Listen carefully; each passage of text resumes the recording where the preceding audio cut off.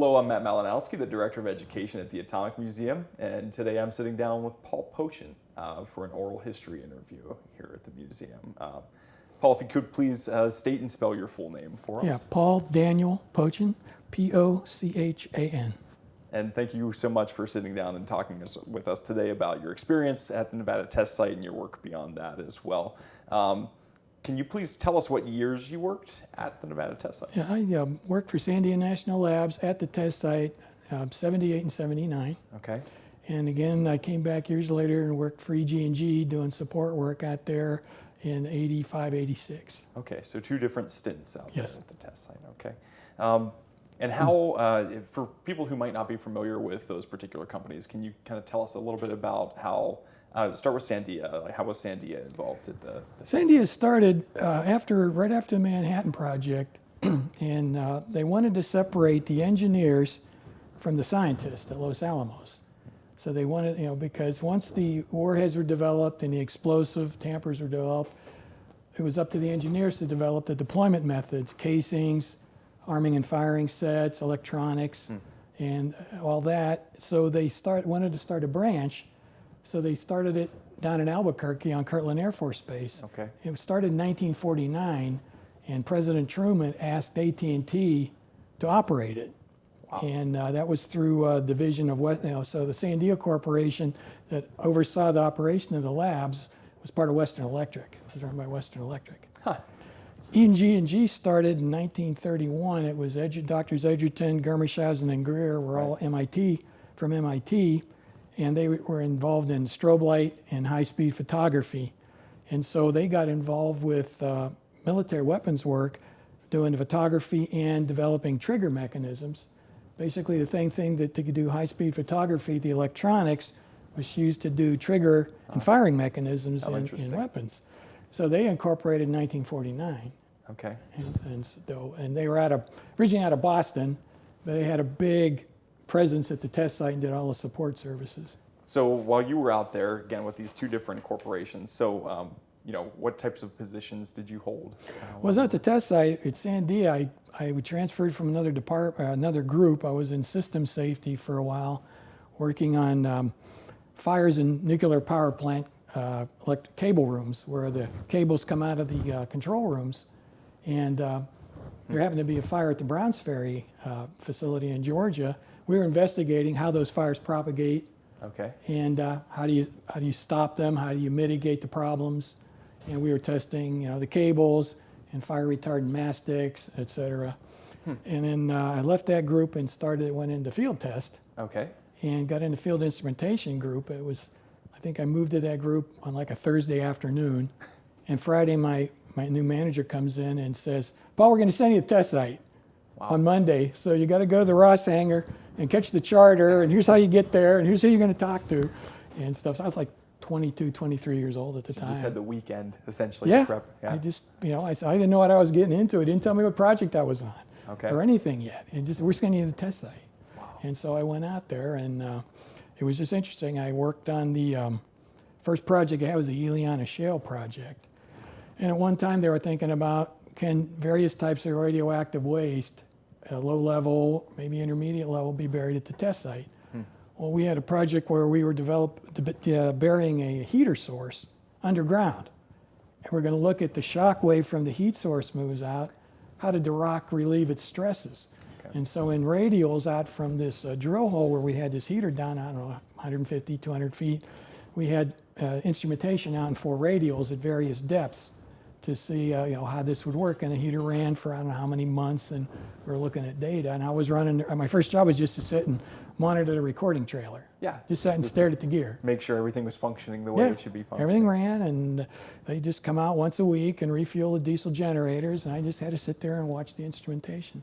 With the movement from the System Safety Technology Division into the Field Instrumentation Division, was that something that you got to choose, or was that something that it was by choice. Sandia allowed people to move freely into various departments, and part of my job in system safety, I was working at a remote site and doing, it's basically field work. And I really liked it because you're out of the office, you're working outdoors, doing things. Sure. So I figured, and I asked around, and the group that had this position opened was, the manager was very well thought of. supervisors. So I went to this group, and they accepted me as a transfer, and I went and started working for them. So that Monday, you show up at the test site. Like, can you remember? Oh, I remember flying out. I went out to the Rossinger, got on the old F-27 Okay. to a 2-engine turboprop, and while I was waiting for it, showed them my Sandia badge anyway. Yeah, we have you on the list.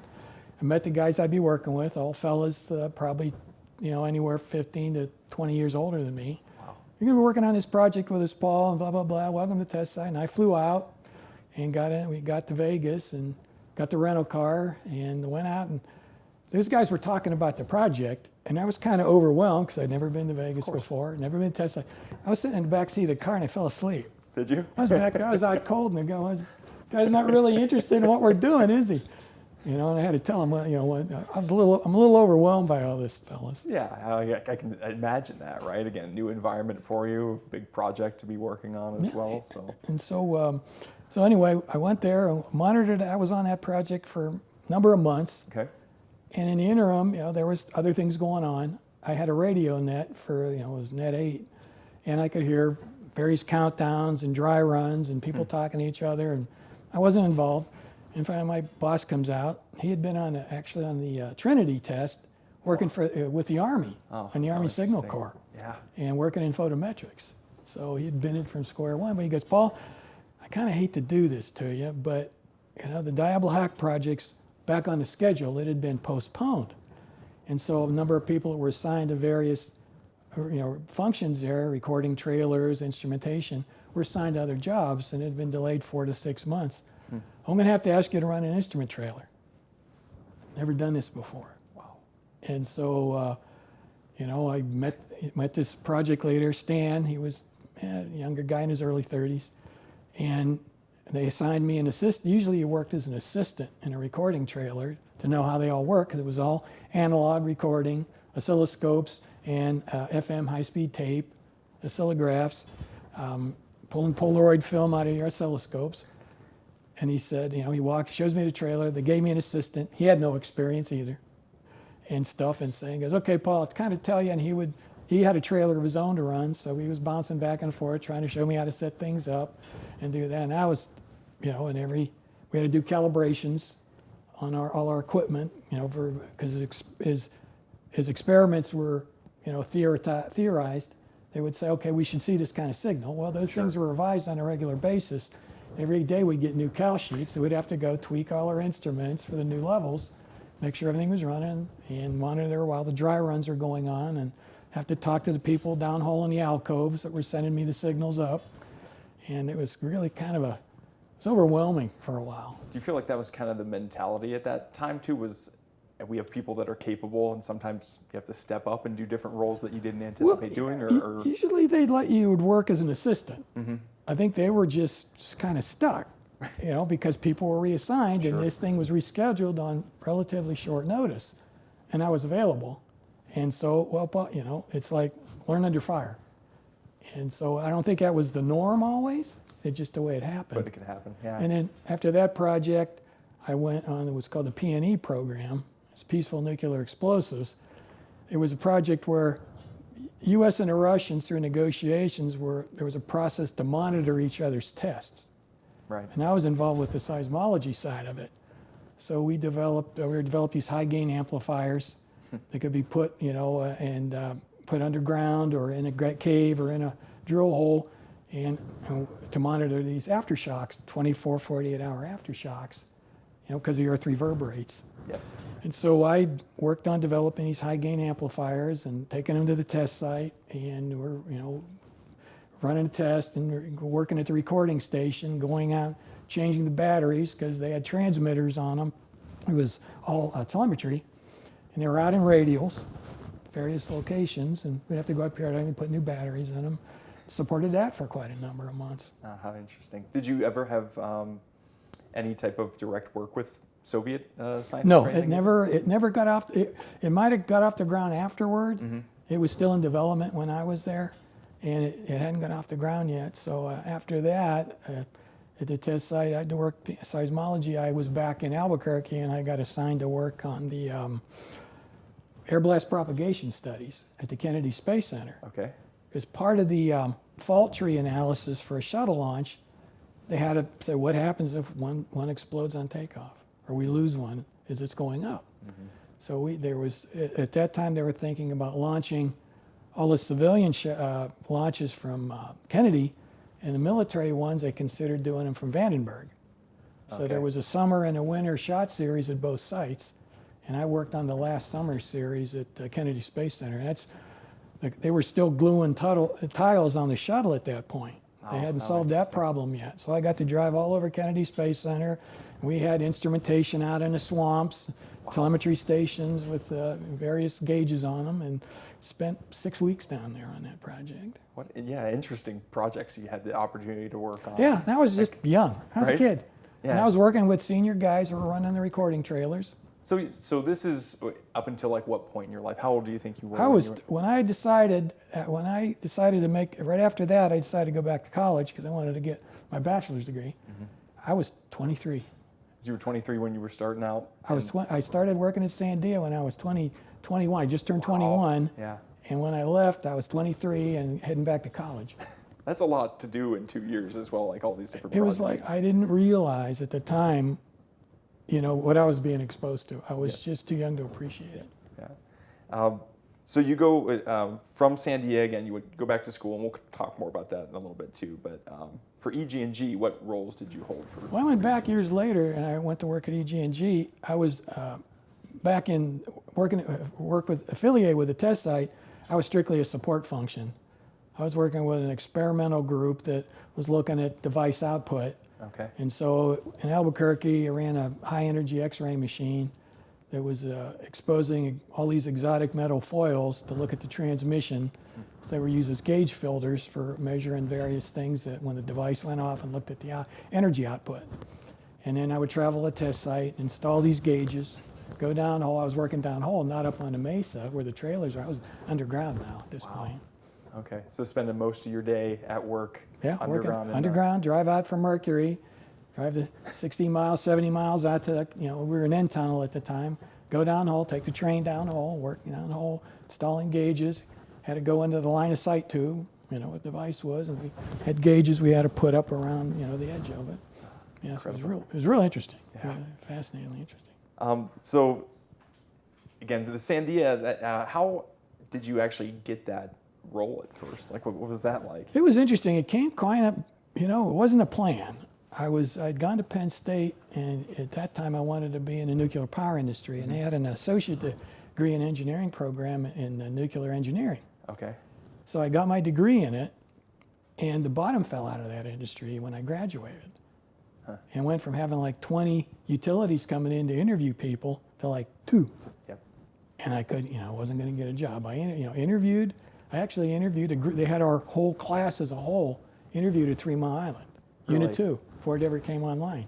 They brought us down. They had group interviews and stuff. And wasn't going to get a job.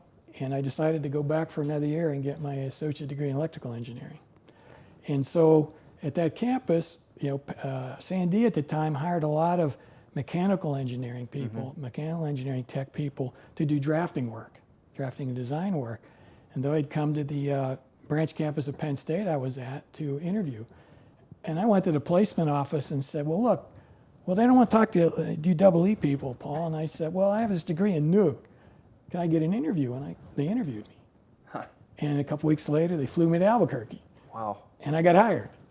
It wasn't planned. I had to research who Sandia Laboratories was because I didn't know. Didn't know, yeah. I had to go to the placement's office and read everything I could because I did not know who they were. Everybody knows Los Alamos. Yes. Yep. Everybody, kind of people know Livermore, but Sandia, a lot of people never heard of it back then.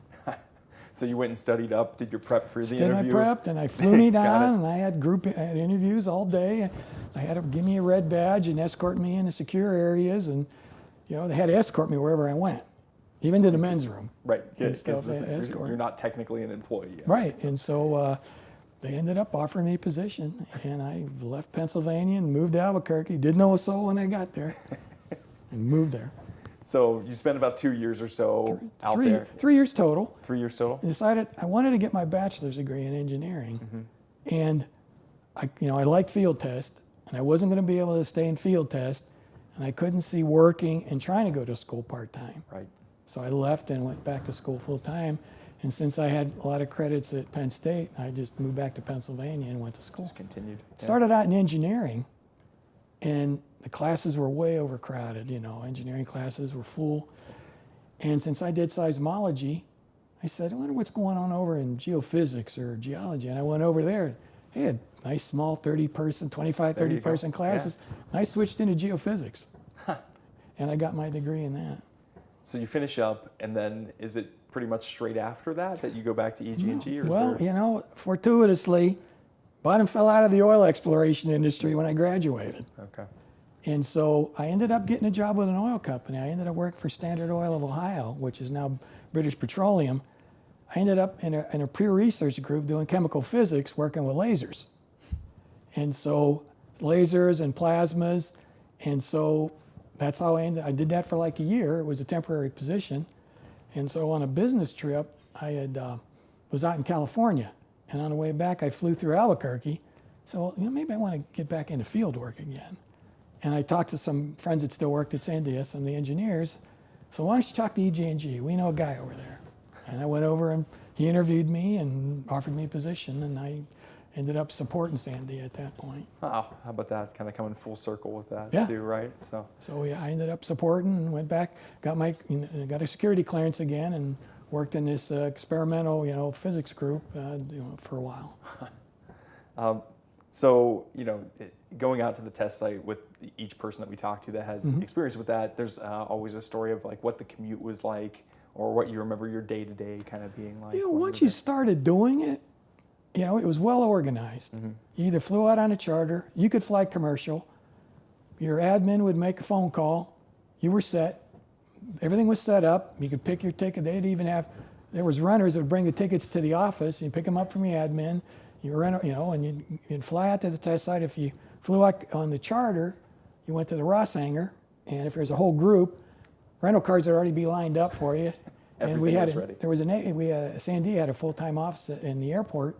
So did Los Alamos and Livermore, and they had an agent in there and an admin. All this stuff was set up. Hand you your rental car things, and you take off. And out you go. You drive out to the test site. You could stay in town if you wanted, make the commute every day, or stay at the test site. And once you started, the test site had facilities from all years. They had a bowling alley and a big swimming pool and a movie theater, big cafeteria and a gym, and they even had a steakhouse there. Did you ever stay at the test site at all, or did you always? Most of the time I did. Yeah. I stayed at the test site. They had VOQs there, which is visitor officers' quarters, which was like 2 bedrooms, connected with a shower and bathroom facilities. And so I stayed there, and then they built dormitories. They built brand new dorms for each national lab had a dorm. So I started staying in the dorms later. How long, of an extent, would that be at a time where you'd be You'd stay for the week. Yeah. You'd fly up either Sunday night, or I used to fly up Sunday night so I could be doing things Monday morning. If you flew up on a charter, you never made it to the site till noon. Right. Yeah. And so I used to fly out Sunday night, and you fly back Friday. You fly back Friday, and you could stay the weekend if you wanted. It didn't matter. You could stay in town, stay at test site. There wasn't much going on at the weekends, so you could stay in town, or you could fly home. Did you form any lasting friendships or bonds with the people that were out there, or the work environment itself? Was there anything? There's people I work with and saw on a regular basis, and I'm not people I kept in contact with. Once I left that work, I never kept in communication with them again. I've tried over the years to find some of the people. They're probably in their 80s now. Yes. Maybe they're not with us anymore. Could be. There's a lot of people some of the people I worked with, a bulk of them, when my initial first stint out there, probably aren't around anymore. And in the second one, there may be some, but they're probably in their 80s now. And so, I just acquaintances, and I just moved on. So, any other personal experiences that you can remember from the test site? Many anecdotal things. Yeah. Many anecdotal things. First week I went to the test site, didn't know anybody. I was feeling my way, and was up in the Area 6 in the control point, and there was a resident Sandia crew there, and one of the admins said, "Hey, Paul, you got to go next door to the photographer and get your picture taken." Okay. Well, I already had a my sight badge. Oh, sure, yeah. Black and white picture. I got a sight badge. No, you got to go and get a picture taken. And they kind of shot like a portrait of you, color portrait. And I finally asked the photographer, what's that for? Well, Paul, that's we released that in case something happens to you. We didn't say what. If something happens to you, that's what gets released. Did that kind of shake you at all or anything? No, okay, I guess so. I guess the badge picture's not that good anyway. And that was one. And then the story I told you about getting assigned to Diablo Hawk, being so young. Yeah. And then, the being on the P&E program when we were out changing batteries. I knew most of the sites, but there was a northeast radial. Okay. And we had things up to 20 kilometers away. And the engineer I was working with, John, said, hey, Paul, you need to go out change a battery at this far radial. And he told me what road, showed me on a map what road to go to. But when you get to this T, don't turn right. How come? Just don't turn right. Just don't go. And I asked him a third time, he goes, don't worry, I'll do that one. Well, I find out years later, if you took the right and went up over the hill, that was the entrance to Area 51. Oh, really? I found that out years later. And go up and there's a guard shack once you top the hill. And if you don't belong there, that would be a problem. Yeah, exactly. Right. That's before it was publicly known that it existed. How about that? And stuff. Don't hang the right. Don't go right, and I didn't go, so I never brought it up again. And then one of the things that happened when Sandia was setting up an event, and it harkens back to the Pacific days, there was always a big barbecue the night before the shot. And if you look at some of the old films from some of the old videos, there's these big barbecues they had on the beach. And Sandia had a barbecue every night for all the people that were working at the test site. Really? They always had a big bash, big barbecue, and set up these big grills and steaks and whatever, chicken and other things and all kinds of food. So the night before a big shot, there was always a big. It's like a big celebratory kind of atmosphere. Big bash. And so, I remember when I was critical test personnel, I remember going to it and stuff. And some of the other ones, just little anecdotal things about one of the fellows in another group, Howard, he came at the origin of Sandia, came down from Los Alamos. And this is a story I heard secondhand. He said that when he was approached, we're going to open a branch in Albuquerque, move all you engineers down there. Yeah, do you want to go? And this Howard said, yeah, I'll go. Well, here, sign this blank piece of paper at the bottom and we'll fill in the rest. I don't know if that's true or not. I heard that secondhand, thirdhand. We'll just add what we need to add later on. Right. Yeah. And then there was another thing that at Sandia, their version of yellow masking tape was bright yellow. Okay. Well, not masking tape, duct tape was bright yellow. It's this bright yellow tape. And if you're on a Sandia project, yellow tape was everywhere. And it wasn't on a shot, but it was some other physics project out there that somebody that was in charge thought the yellow tape looked unprofessional. Huh. Can't have this yellow tape everywhere. Right. Why is there yellow tape? Made him take it off. Well, whatever happened, the test didn't go off. And so it was like one of those, gee, maybe there's something to this. So they went back and reset up the test, put the yellow tape back on. Whatever test that was successful. So Sandia was allowed to use yellow tape after that. How about that? There's one other things. Oh, and then one other one.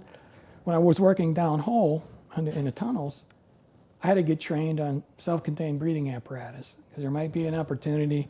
I had to go in on hot recovery, or if there was an incident, I could lend a hand, at the portal. So I had to get trained on 4-hour self-contained breathing apparatus. Can you just describe that too? Like when you say downhole, for someone who's not familiar with Well, it. there's two types of tests run at the test site. There were vertical drill hole tests, where we're looking at the warhead and the device itself. Mm-hmm. And then they started doing tests in tunnels. Right. There was I think at that time GEN and T tunnels, and I think there's a P tunnel now. And that we were in N tunnel, and so the horizontal tests were done as effects tests. They were really more highly instrumented, and there's pictures throughout the museum here about the LOS and the scatter station and all that. And so once you went underground, and you could be a mile or so to underground, there's train tracks and a motor. They called them motors. They were small diesel locomotives that took you underground. You could be back a mile or two, but it was a big, big wide drifts, the tunnel openings, and you didn't, and it was well lit, and there's equipment and instrumentation down there, and you really didn't realize you're underground. You never thought about it. No, once you were down, Once it was you're down, you kinda- just didn't notice it. There was a few incidents where people were brand new, and they took them down a hole, and when they realized they were underground, they got very emotional when they had to be taken out and signed other Claustrophobic or work. something almost, Yeah, right? right. They realized they were underground, and Yeah. they just couldn't deal with it. And so we have there's a number of little anecdotal things like that. The yellow tape was a famous one, and the barbecues, and and so there was another. Man, can I think of any more? Let's see. Well, what about when you were supporting Mighty Oak and Middle Note? Oh, yeah, events? yes, You that had was a note interesting here. one. Since I was coming, we're down hole, and we worked. We'd work late hours, because sometimes other people had to be where you needed to be, and you had to wait till they moved out till you could go in and do what you needed to do. Okay. And so one night we're coming out of the tunnel fairly late, in the evening, it's dark. We come out the portal, we walked out. You could walk in or out, and if there was, trains going, you could catch that. And so we were late, and there wasn't anything running, so we walked out. And when we get to the portal, we're walking out, it's dark, and I hear a jet fly over. Huh. And I look at the guys I'm with, and I'm going, isn't this closed airspace? Yes. Yeah. And they just looked at me. You didn't hear anything, Paul. And I asked the next day, or that evening or the next day, I asked one of the admins, hey, Wes, I heard such a... You didn't hear anything, Paul. And then I got, you looked at me really funny. So I dropped it. Yeah. Just let it go. That was years later when the whole Area 51 came again, out. They yeah. were doing flight testing. But his plane flew overhead. It's a jet flying overhead. So you had actually heard it Yeah. a couple times. Yeah. How And, about that? and it wasn't, it was one at real low altitude, but you could tell something's flying over. And I said, okay, I'll leave. And once they started staring at me funny, I just drop it, just drop it. In those tunnels too, it's like how many people at a time do you think were down there? Like what was that environment? Could be a like? few hundred. Really? Yeah. Because there's so- different drifts. There's different things. There was, miners down there had to be underground when the tunnel was in operation. There was ventilators down there in the tunnel, electronic instrumentation. There was people in alcoves setting up equipment, people in the scatter station setting up equipment. There was the arming and firing people down in the Red Shack. So there could be a few hundred people down there at any one time working. So this is a remote area underground, but still, again, very Yeah. busy with people Sure. doing their own. Yeah, at lunchtime, a lot of people would come out, go to the Area 12 cafeteria, which is like a mile or two away, come out, take the train or walk out and go have lunch, go back underground in the afternoons. It was like going to work. Like Yes. if you were someplace else, like here, you go to lunch, come back, and go back to work, and that's Exactly. kind of what you did. The last one that was interesting, one other anecdote was when they'd bring the device finally down hole for the shot, and that was usually done on a weekend at some odd time. Only a few people down hole. You had to stay in an alcove where you were, or leave the tunnel. When they brought the device in, I'm sure there was some got it, but they called that Miller time. Miller time. is Remember the what old right. commercials? Yes. And it's going to be Miller time at 7 o'clock. Either stay in your alcove or you got to exit the tunnel. It's called Miller time. At least back then it was. So they had a little nickname for when the Yeah. device was actually going to show up. And then, when I was running the trailer, I was doing the recording. Every day there would be dry runs, signals, where they would send signals and simulated signals for you to record. And then there was dry runs every day, and then mandatory dry runs. You didn't actually participate, but the mandatory ones you had to do it. Yeah, had to be And there. then there was the full power, full frequency where they did everything but set off the device. Wow. Everything was triggered, everything was gone but the device, and then the final dry run and all that, and then everybody was evacuated, and they had a shot. I know this could change, but like how long of an amount of time would that be from like the dry runs to the actual test itself? 6 weeks. That's a guess. 6 weeks, 2 months, 6 weeks or something like that. Because these shots were set up a year in advance. They were prepping for them. They started maybe drilling the drifts for it, or alcoves, almost a year in advance. These things were planned way out. What was it like to actually witness these or be close by? Well, when I was on Diablo Hawk, the shot I ran a trailer on, the site was evacuated except for the people at Area 6 at the CP and then all the critical test personnel, and we were at a building just slightly north of there. It was a muster point. And I had rode out with Stan, my APL, and I was kind of nervous. I'm sure. I'm really nervous, Stan. He goes, Paul, what are you nervous for? If you did everything right, it's all done now. You just let things happen because, the stuff would be remotely triggered, trigger my scopes when the timing signal came, and recorders would start up, and the oscillograph would dump paper out. And so I'm standing, I'm nervous. I'm just sitting there knowing there's terminal count and stuff. And I was just, I was pacing around. I was just pacing. And I walked around to the side of this building, kind of away from everybody, and I was waiting for zero time. Mm-hmm. And the shot came, and the shock wave came, and it threw me up off the ground. Did it really? Yeah, when the ground wave came, wow. I don't know how I was. I could have been 1 foot 6 inches. I don't know. But you definitely felt it. Threw right? me off the ground. Yeah. And then we had to wait till the all clear was given. And then in Caravan, we had to go up to the mesa and pull a film out of our cameras. You pull a film, it's Polaroid. Positive goes here in this thing, and the negative goes in this solution. Mm-hmm. And then the oscillograph, the OGraphs were light pen recorders, could run at very high speed. Well, mine was dumping paper out at 240 inches per second, so there's a big wad of paper. So I'm in it, and you're doing this in the dark because that's all light sensitive. So I had to go roll this paper up, tear it off, put it in a tube, wow.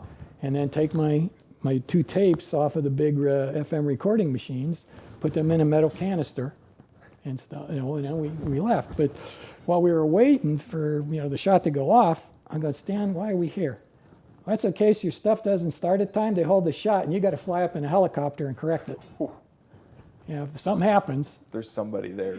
You have to fly up. They'll take you up and fix it. Well, in your case, I'll go with you. But if for some reason your recorders don't start, or something fail, like say there's 2 diesel generators supporting the trailer. If they happen to fail, the voltage drops, it'll have to be fixed. So I imagine you're not only nervous because there's a nuclear device that's about to go off, right? But also just the pressure of, hey, you've set all this stuff up, you've prepped so much. Yeah, what if, right? And I'm a kid, right? Yeah. I in the aftermath, I made a few minor mistakes. Mm-hmm. They were still able to get all their data because everything's backed up different ways. I did make some mistakes, and after I left, they had 2 senior guys go all through my trailer, verify everything. But it was an experience. My other experience with a shot was I got to sit in the war room, which is at the control point. Yeah. It's like Dr. Strangelove. There's a picture of it downstairs in the museum. It's a table, and all the major agencies have a person there, and then a runner. A guy sits behind him. And I was kind of the runner that day. And I was sitting there and going through the weather briefing, and there's big TV screens, and one at ground zero, and something else, and cameras out at various radials, and okay, weather's fine.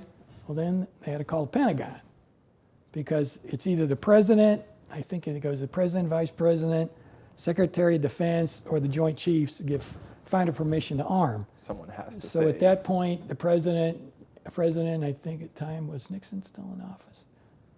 Yeah, no, it's Carter. I can't remember who was in office. They gave permission, so it was chairman of the Joint Chiefs. So they called the Pentagon. Oh, sir, this is so-and-so, test site. Well, what's your readiness state? Blah, blah, blah. What's your weather briefing? Well, go through all the information. Everybody ready on site. Went through all the agencies. Okay, permission to find alarm and fire. Wow. And I got to sit through that. What's that? You see in movies and films and stuff that there's always like a red button or something like that. But in the actual control point, how would they?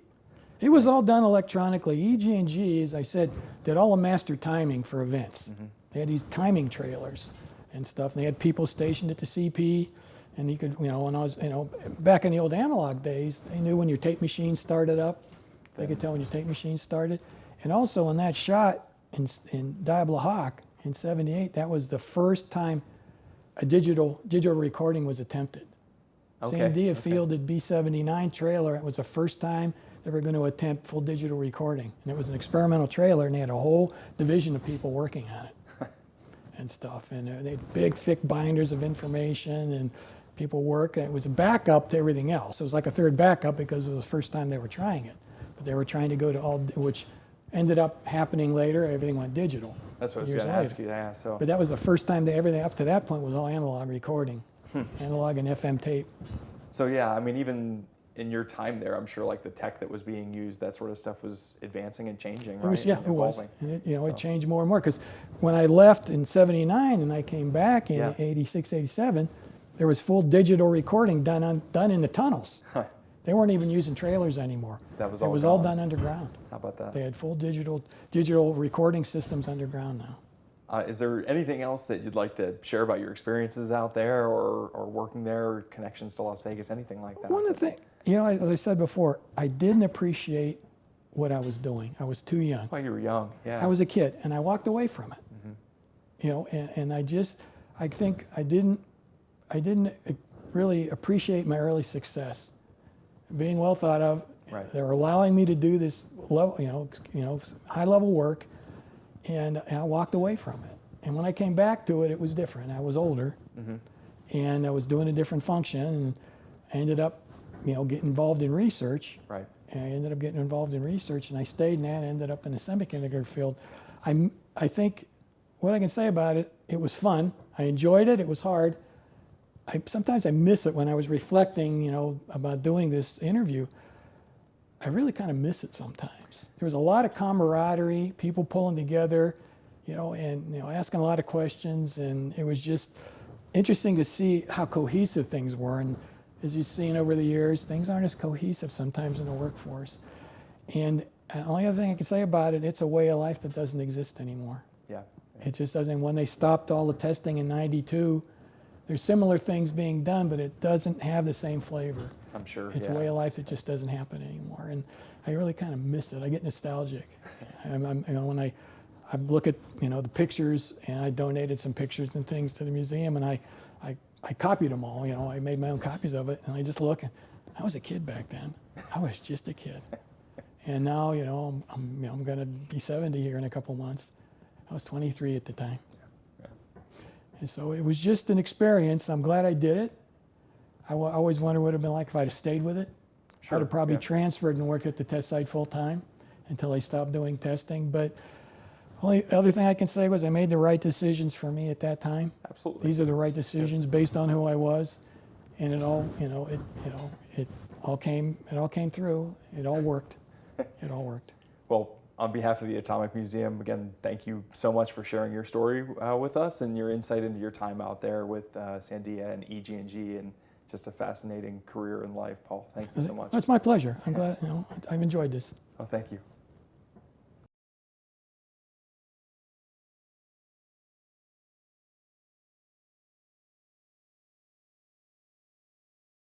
I worked on it was a spook job back then. We were firing a high energy laser. It was in a Okay. trailer. It was a YAG laser, YAG rods that big. And it was pumped with another YAG rod, and it had these big YAG rods with these big flash tubes.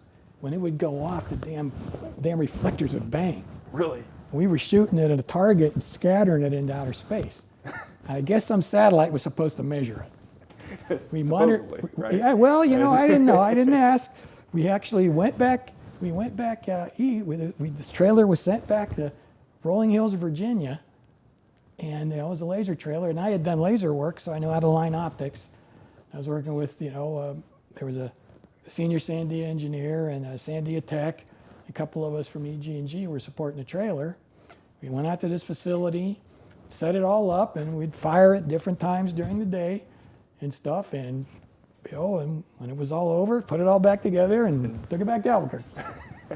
How about that one? That's That was interesting. too. It was I call it a high energy trailer, but it was laser was just huge. I mean, I work with lasers, small pulse lasers and CW, but one small YAG rod pumping another one, and these big coated I mean, these things were huge, and big flash tubes, and the reflectors were coated in gold.